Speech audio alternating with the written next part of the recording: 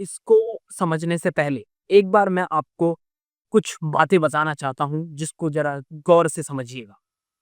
देखिए, जब भी कोई पावरफुल आदमी जब भी कोई पावरफुल आदमी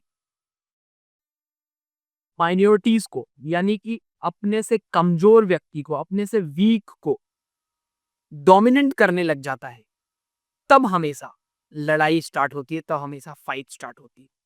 और यह इतिहास गवाह रहा है कि हमेशा जो भी मेजॉरिटी में रहा है, जिसके पास ताकत रही है, वो माइनॉरिटीज़ को दबाने का प्रयास करता आया है। आप इस वीडियो के थंबनेल से समझ गए होंगे कि हम किसके बारे में बात कर रहे हैं। अ अधिकतर समय पे हम ये समाचार सुनते हैं कि 2 धर्मों के बीच में हुए आपस में लड़ाई, आपस में मतभेद होते हैं, लड़ाइयाँ होती हैं, दंगे-फ़साद होते रहते हैं। साथ ही साथ हम ये भी देखते हैं कि जाति को लेकर, धर्म को लेकर लड़ाइयाँ होती ही रहती हैं। हम आज बात करेंगे पाकिस्तान की, जहाँ पर over 300 families flee and around 150 people killed. कहने का मतलब है लगभग 300 लोगों को पलायन करना पड़ा है और लगभग 150 लोग मारे जा चुके हैं। एक sudden fight between Shia and Sunni. Shia and Sunni को लेकर एक सडन क्लैश हुआ जिसकी वजह से यह घटना देखने को मिली। यह घटना अक्सर 2-3 दिन पुरानी है, बट आज मैं यहाँ पर हाजिर हूँ एक लेटेस्ट समाचार लेकर, लेटेस्ट अपडेट को लेकर। और अभी जो मैं आपको न्यूज़ कटआउट दिखा रहा हूँ, ये 24 नवंबर का है। और समझते हैं कि हुआ क्या है। लगभग 300 फैमिलीज़ को जिसमें पलायन करना पड़ा है और ऐसा भी नहीं कि पलायन फ़ोर्सफुली पलायन है, they are forced to leave their homes. जैसे कि अगर आप ध्यान से बात को समझें तो कभी कश्मीरी पंडितों को पलायन करना पड़ा था। उसी तरीके से लगभग 300 लोगों को अपना घर-बार छोड़कर इस वॉयलेंस के चलते अपना घर त्यागना पड़ा है between the clash of Shia and Sunni Muslims. अब समझते हैं इस घटना को, ये क्या है, किस प्रकार की ये घटना है, पाकिस्तान में ऐसा क्या इश्यू अचानक से रेज़ हो गया जिसकी वजह से ये सारी चीज़ें हमें देखने को मिल रही हैं। तो स्टार्ट कुछ ऐसा होता है कि जिसमें कि 82 पीपल्स इन 3 डेज़, लाइक लगभग 3 दिन में 82 लोग मारे जा चुके हैं। ये समाचार द पोस्ट से लिया गया है, द फर्स्ट स्पॉट से शायद। और ये वाला जो मैं द फर्स्ट स्पॉट्स की बात कर रहा हूँ और ये मैं द हिंदू की बात कर रहा हूँ। द हिंदू का कटआउट है। द हिंदू ये चीज़ कवर कर रहा है और जिसमें ये देखा जा रहा है कि एक मैसिव प्रोटेस्ट किया जा रहा है पूरे पाकिस्तान में। अल जज़ीरा इस बारे में ये लिखता है कि बेसिकली जो सेलेक्टेरियन ग्रुप है, सेलेक्टेरियन मतलब जो चूज़ पर्टिकुलर मेजॉरिटेरियन पीपल हैं, वो क्या कर रहे हैं, लगभग 7 days seize fire continue in Pakistan. और जिसकी वजह से जो लोकल सुन्नी है और शिया आर्म फोर्स आपस में क्लैश हुआ है, जिसकी वजह से काफ़ी सारे लोग मारे जा चुके हैं। अलग-अलग रिपोर्ट्स में अलग-अलग बातें कही जा रही हैं। अब यहाँ पर बात ये है कि जो 22 अक्टूबर को कवर किया गया है, इसमें ये बताया जा रहा है कि शिया मुस्लिम सपोर्टर्स ऑफ मजलिस मुस्लिमीन ने कंडेम किया है killing of the people after open fire on the passenger vehicle. देखिए, एक पैसेंजर व्हीकल जा रहा था जिस पर एक ओपन फायरिंग कर दी जाती है। एक तरीके से कॉन्वे जा रहा था, उसमें ओपन फायरिंग की जाती है। और देखिए, ये जो क्लेश होता है हमेशा इसी चक्कर में ये क्लैश होता है कि शिया मुस्लिम जो हैं पाकिस्तान में, वो लगभग 10 से 15% की आबादी होल्ड करते हैं और ये एक तरीके से रिच कौम मानी जाती है। इनका जो वजूद है वो रिच कम्युनिटीज़ में कंसीडर की जाती है। और सुन्नी मुसलमान जो मेजॉरिटी में हैं, वो अक्सर क्या करते हैं, वो क्या होता है अक्सर, ये हमेशा इनको टॉर्चर करने की खबरें आती रहती हैं, परेशान करते रहते हैं, उनको लूट-पाट मचाते रहते हैं, जिसकी वजह से ये हमेशा आने वाले अक्सर आए दिन हमें ये सब घटनाएँ देखने को मिलती हैं। अब समझते हैं कि हुआ क्या बेसिकली। होता क्या है कि लगभग पाकिस्तान जो है, पाकिस्तान में लगभग अगर मैं बात करूँ टोटल पॉपुलेशन जो है वो 24 करोड़ है और लगभग 97 पीपल जो है वहाँ पे इस्लाम धर्म यानी मुस्लिम धर्म को मानते हैं। बाकी 3% में वो including Hindus and other communities हैं जिसमें वो आते हैं। और 80 to 85% जो है वो सुन्नी मुस्लिम है, यानी कि मेजोरिटी में कौन है, सुन्नी मुस्लिम। और सिया मुस्लिम जो है, सिया मुस्लिम हमारे 10 to 15% है।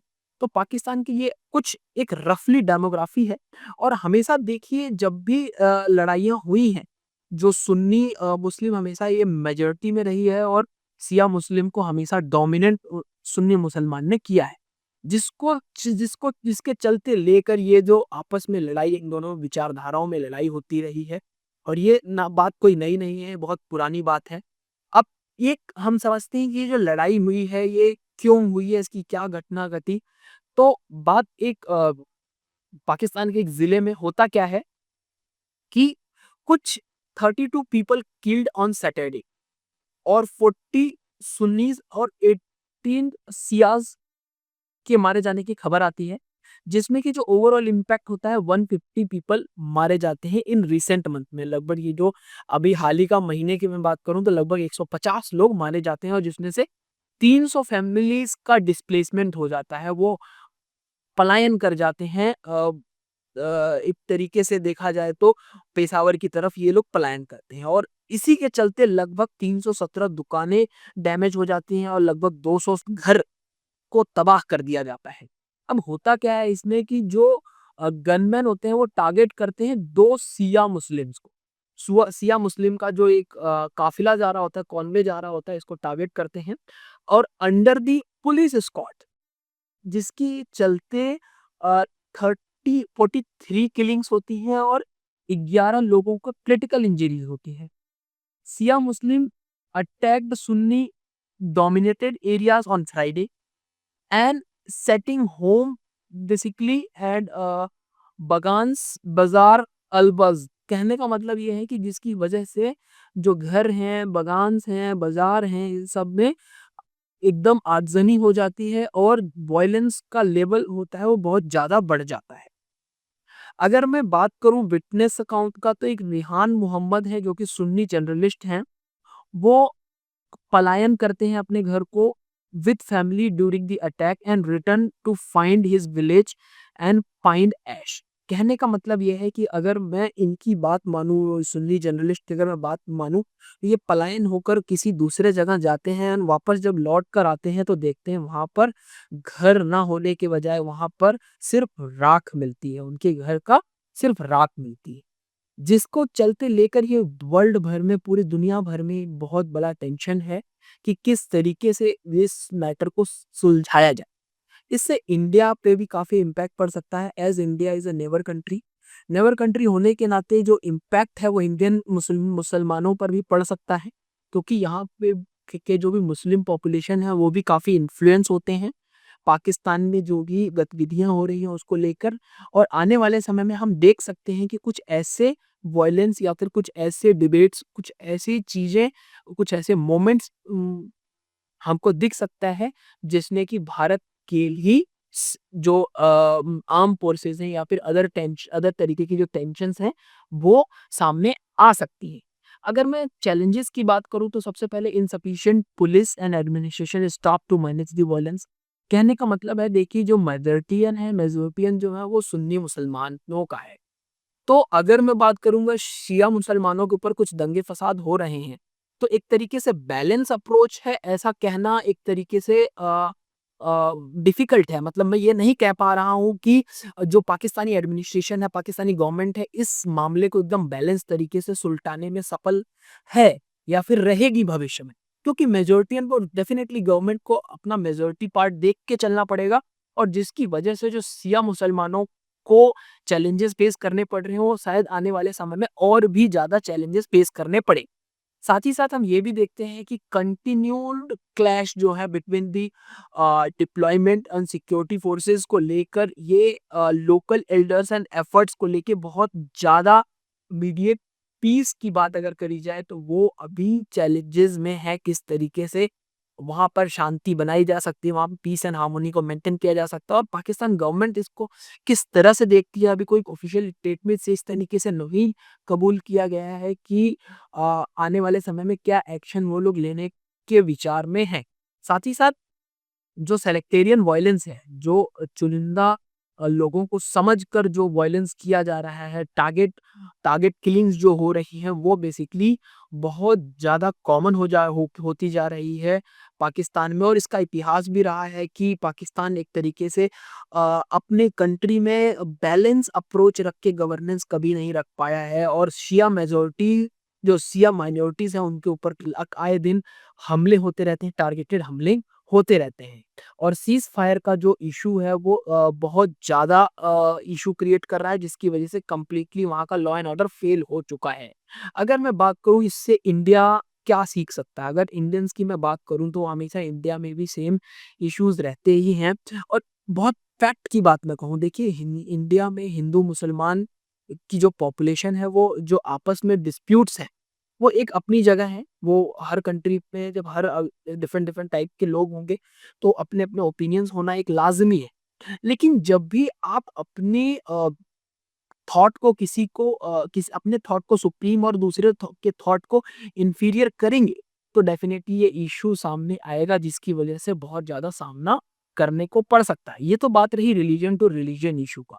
साथ ही साथ यहाँ पर तो मुस्लिम टू मुस्लिम, लाइक ये मुस्लिम कौम की ये 2 अलग-अलग कम्युनिटी हैं, शिया और सुन्नी। जब आपस में इतना कॉन्फ्लिक्ट है, तो इंडिया में तो ऐसे बहुत सारे हम देख सकते हैं कि आपस में जातिवाद इश्यूज़ हैं। आने वाले समय में हमारे देश में भी ऐसी कुछ चीज़ें देखने को मिलती है। बट इन सब चीज़ों से कैसे निपटना है, ये समझने वाली बात है। और यहाँ पर सबसे ज़्यादा इम्पोर्टेंस आता है एजुकेशन का। यदि हमारी जनसंख्या या हमारी जनता, हमारे जो सिविलियंस हैं, हमारे जो सिविल सोसाइटी है हमारी, अगर अगर वो एजुकेटेड रहेगी, वो इस चीज़ को समझेगी कि लड़ाई-झगड़ा में कुछ भी नहीं रखा है।